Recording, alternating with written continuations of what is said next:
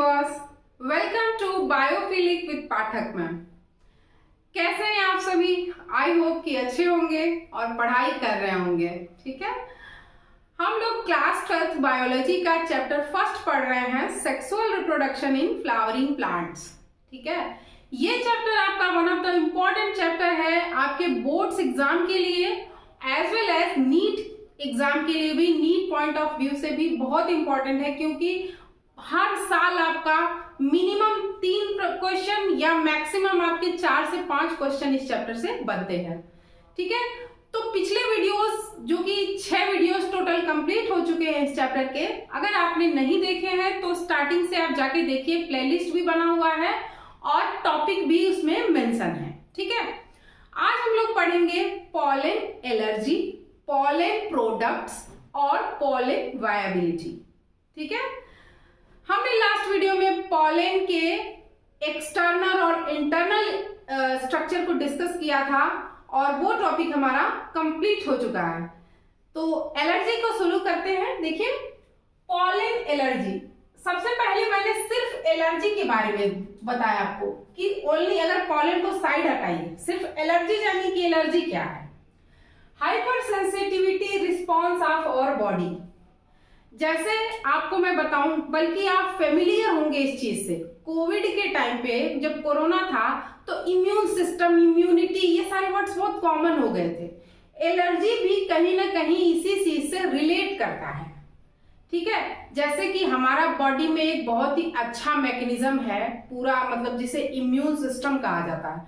क्या होता है कि अगर आपके शरीर में कोई भी फॉरेन मटेरियल, फॉरेन पार्टिकल, जैसे कि जिसको एंटीजन भी कहा जाता है, जैसे वायरस है, बैक्टीरिया है, कोई प्रोटोजोअन है, अगर वह एंटर करता है किसी भी रास्ते से तो हमारी बॉडी उसके अगेंस्ट वर्क करती है। और बॉडी का क्या वर्क करता है? आपका इम्यून सिस्टम वर्क करता है।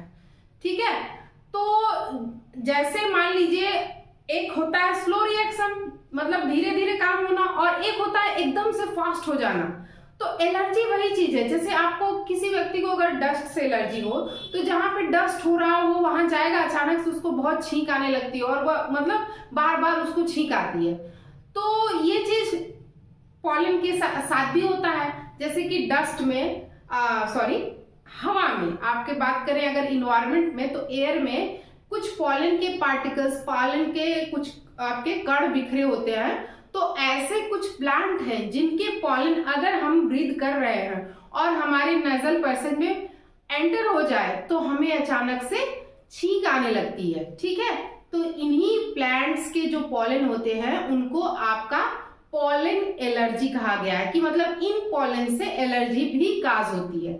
एक ही जो प्लांट का नाम आपको एनसीईआरटी में दिया हुआ है, पार्थेनियम का, लेकिन मैं आपको उसके अलावा 2 और बताऊंगी और आपको दिखाऊंगी भी कि वो प्लांट कैसे दिखते हैं। ठीक है, तो हमने जान लिया हाइपर सेंसिटिविटी। हाइपर मीन्स ज्यादा और सेंसिटिव का मतलब होता है कि कोई चीज, जैसे कि सेंसिटिव मतलब नर्म, नाजुक होना।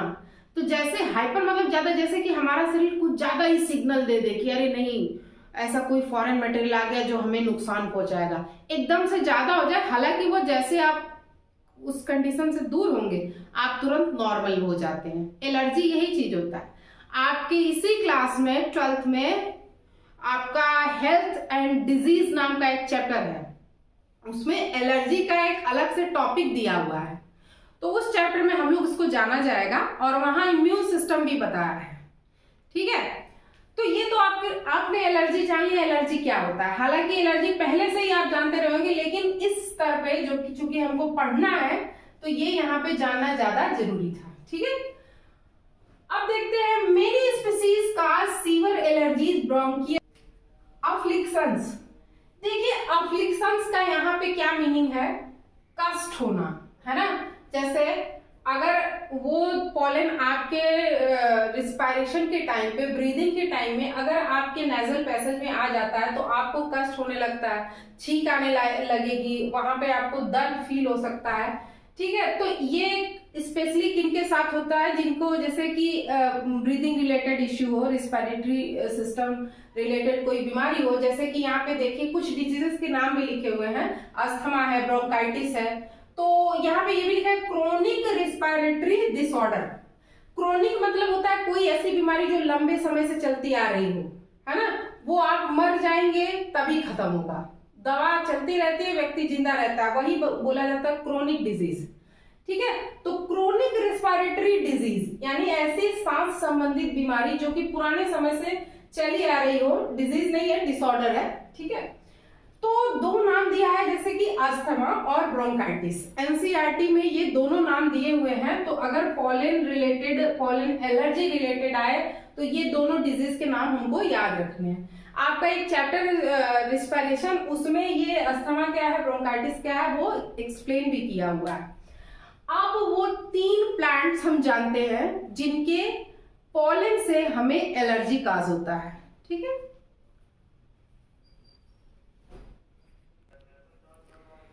तो ये देखिए पहला जो प्लांट है उसका नाम है पार्थेनियम। ठीक है, पहले का नाम है पार्थेनियम जो कि एलर्जी काज करता है।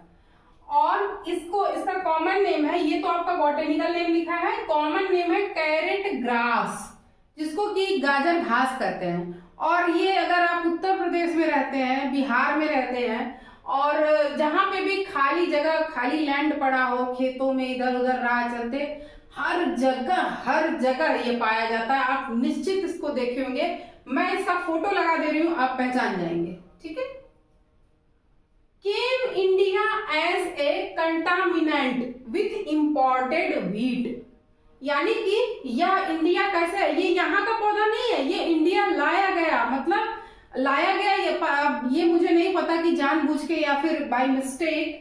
यूरोपियंस जब भारत आए थे तो वो अपने साथ अपना गेहूं लेकर आए थे।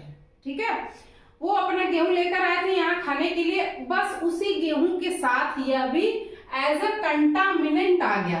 कंटामिनेंट जानते हैं, जैसे कोई चीज जिसकी जरूरत हो, उसके अलावा कोई फालतू चीज जिसका कोई यूज नहीं हो, वो कंटामिनेंट हो गया।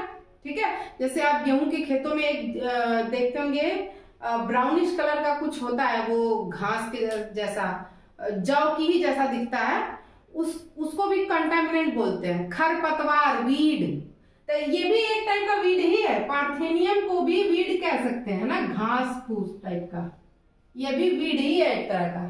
ठीक है, अब यहाँ पे देखिए यूबिक्विटस इन अकरेंस, यूबिक्विटस का मतलब हो गया कि सब जगह पाया जाता है, सर्वव्यापी है। मैंने अभी बताया ना, राह चलते हुए आपको पक्का कहीं न कहीं दिख जाएगा, पूरे देश में छाया हुआ है। और मजे की बात यह है कि अगर बारिश ना हो, सूखा पड़ रहा हो, फिर भी ये हरा भरा रहता है, बहुत ही सदाबहार टाइप का है। इन अकरेंस काज पॉलन एलर्जी, तो ये आपका क्या काज करता है, पॉलन एलर्जी, यानी अगर इसके पॉलेंस अगर हवा में उड़ रहे हो और किसी व्यक्ति विशेष को अगर इससे एलर्जी हो, तो वो जैसे उसके रिस्पिरेटरी पैसेज में आते हैं, उसके आपके नजल पैसेज में, वैसे उसको आई होप कि छींक आना शुरू हो जाएगी। तो हमें यहाँ पे कुछ नहीं करना है, बस इनके प्लांट्स के नाम याद कर लेने हैं कि हाँ इन प्लांट से एलर्जी होता है। ठीक है, यही आपका आएगा भी, और इसमें कुछ दूसरा है नहीं, बहुत छोटा सा टॉपिक है। दूसरा है एमरैंथस, चौराई। आप सर्दियों, अभी आपका ये सीजन आ रहा है चौराई मिलने वाला, सर्दियों में तो पालक मिलती है। एमरैंथस चौराई का बॉटेनिकल नेम एमरैंथस है ना, जो लाल रंग की दिखाई देती है, देखिए मैंने फोटो लगा दिया है। ओके, एंड थर्ड कौन सा है आपका, चीनोपोडियम।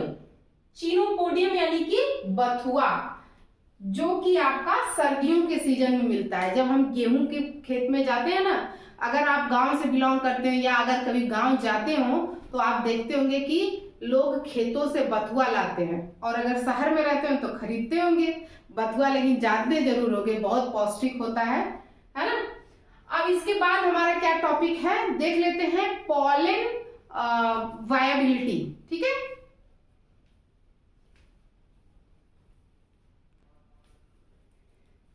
तो पॉलन वायबिलिटी की अगर बात करें तो सबसे पहले ये जान लेते हैं कि वायबिलिटी एक्चुअली क्या होता है ना।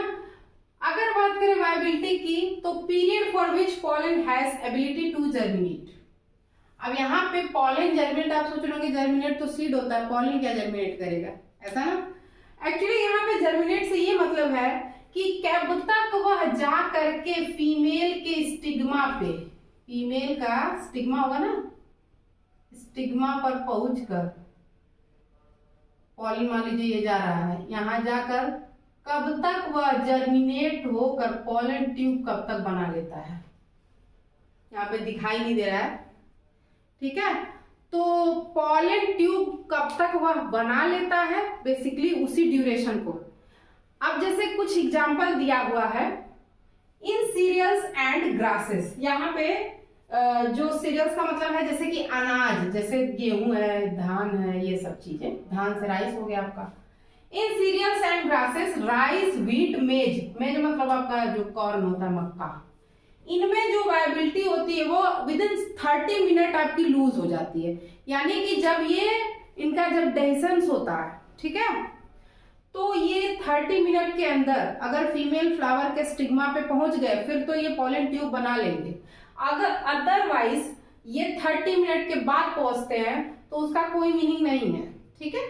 तो कह सकते हैं कि कोई भी एक ऐसा रिक्वायर आपका टाइम पीरियड जितने में कि वह पहुंच जाए और अपना जो एक्टिविटी है उसको पूरा कर ले, है ना। पॉलन का क्या ही काम है, आपका रिप्रोडक्शन में इसका यूज है, या मेल गैमेट देता है। तो मेल गैमेट कैसे देता है, जब पॉलन ट्यूब बनाता है।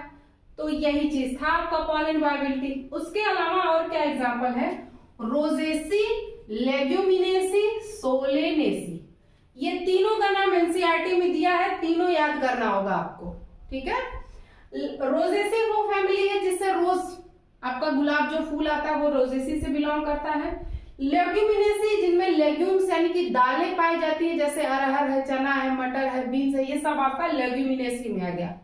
उसके बाद सोलेनेसी आपका बैगन है, मिर्च है, आपने 11th क्लास में पढ़ा था, सोलेनम नाइग्रम मकोई जिसको कहते हैं वो है, टमाटर है, ये सब किस में आते हैं, सोलेनेसी में।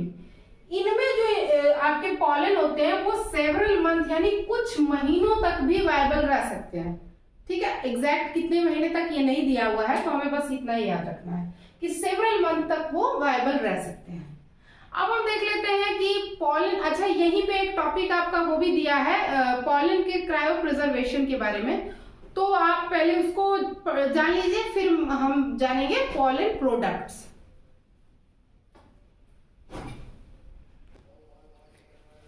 तो पॉलन प्रिजर्वेशन के बारे में अगर बात करें, जैसे मान लीजिए कि कोई आपको पॉलन प्रिजर्व करके रखना हो कई सालों तक, है ना, तो उसका भी क्राइटेरिया है। इसी के साथ एग्जाम्पल भी यह है कि जैसे कोई आप स्पर्म फ्रीज कराना चाहते हैं, फ्रीज कराने का वही मतलब हुआ कि आप उसको लॉन्ग टाइम के लिए रख दीजिए और फिर आर्टिफिशियल सेमिनेशन में वर्क करता है वो। ये आर्टिफिशियल सेमिनेशन क्या होता है, ये आपका ह्यूमन रिप्रोडक्शन चैप्टर के बाद वाला जो चैप्टर है, ह्यूमन रिप्रोडक्टिव हेल्थ, उस चैप्टर में आपका बताया हुआ है कि एक इनसाइड द बॉडी फर्टिलाइजेशन हो रहा है और एक आपका लैब में फर्टिलाइजेशन कराया जाता है जो इन विट्रो फर्टिलाइजेशन उसके अंतर्गत आता है, ठीक है। तो आपकी अगर बात करें तो वो भी आपका फ्रीज करा के रखा जाता है, वो भी क्रायो प्रिजर्वेशन ही कहलाता है, जैसे ह्यूमन का स्पर्म फ्रीज करके रख सकते हैं। ठीक उसी तरह से अगर कोई पॉलन भी हम चाहें तो उसको भी लिक्विड नाइट्रोजन के अंदर -196 डिग्री सेंटीग्रेड टेम्परेचर इतना होना चाहिए और इतने कम टेम्परेचर में हम पॉलन को स्टोर करके रख सकते हैं कई सालों तक। और ये जो टेक्निक होती है जिसके थ्रू हम इसको इतने कम टेम्परेचर में लिक्विड नाइट्रोजन में स्टोर करके रखते हैं, इसी टेक्निक को क्रायो प्रिजर्वेशन कहा जाता है। एक नंबर में बोर्ड एग्जाम में पूछा जा सकता है कि क्रायो प्रिजर्वेशन क्या होता है, या फिर पॉलन का मतलब अगर पॉलन को स्टोर करके रखना हो तो किस टेक्निक का यूज किया जाएगा, तो आप आंसर करेंगे क्रायो प्रिजर्वेशन, ठीक है। ये कहाँ जहां स्टोर किए जाते हैं उस प्लेस का क्या नाम होगा, पॉलन बैंक। ब्लड बैंक होता है ना जहाँ पे ब्लड आपको मिलता है, वैसे ही पॉलन बैंक, ठीक है। अब हमें जानना है पॉलन प्रोडक्ट्स के बारे में।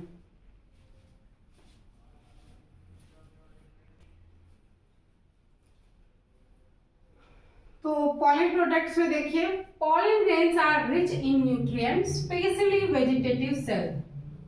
जो पॉलन ग्रेन होते हैं वो आपका न्यूट्रिएंट में रिच होते हैं। और अभी हमने इसका जब पढ़ा था ना इंटरनल स्ट्रक्चर पॉलन का, तो वेजिटेटिव और जेनरेटिव दो सेल बनी थी। जो वेजिटेटिव सेल था उसमें हमने पढ़ा था कि ये फूड स्टोर करके रखता है, किसके लिए, जेनरेटिव सेल को देता है ना। और यहाँ पे वही बात बताया है कि ये किस न्यूट्रिएंट में काफी रिच होता है। तो जैसे लोग विटामिन की और मल्टीविटामिन ये सारे कैप्सूल वगैरह खाते हैं, उसी तरह पॉलन से भी एक्सट्रैक्ट किया जाता है सप्लीमेंट्स, जिनको कि टैबलेट के फॉर्म में, सिरप के फॉर्म में लिया जाता है ना। जिनको बॉडी बिल्ड करना होता है, जो लोग एथलीट्स होते हैं, या फिर रेस के घोड़े जिनको दौड़ाया जाता है, जिन घोड़ों को जो रेस में शामिल होते हैं, उनको ये प्रोडक्ट्स दिए जाते हैं। अच्छा, ये साफ साफ लिखा हुआ है कि now a days in foreign countries, हमारे इंडिया में होता है कि नहीं इसका तो मुझे पता नहीं है, लेकिन फॉरेन कंट्री के बारे में दिया हुआ है। तो यही चीज जानना था कि इनको हम you can use as supplement like tablets and syrup. ठीक है, तो बहुत छोटा सा टॉपिक था। आज का लेक्चर हमने छोटा ही रखा है। नेक्स्ट लेक्चर से हम पूरा स्टार्ट करेंगे आपका फीमेल पार्ट। ठीक है, फीमेल स्पोरेंजियम, यानी कि फीमेल मेगा स्पोरेंजियम आपको पढ़ना है कि क्या होता है आपका पिस्टिल, और क्या होते हैं कार्पेल्स, क्या होते हैं आपके ओवरी। ये सारी चीजें हम नेक्स्ट क्लास में जानेंगे। आपको आज की क्लास कैसी लगी प्लीज कमेंट सेक्शन में जरूर बताइए, और अगर चैनल पे नए हैं तो प्लीज चैनल को सब्सक्राइब कीजिए। Thank you so much for watching.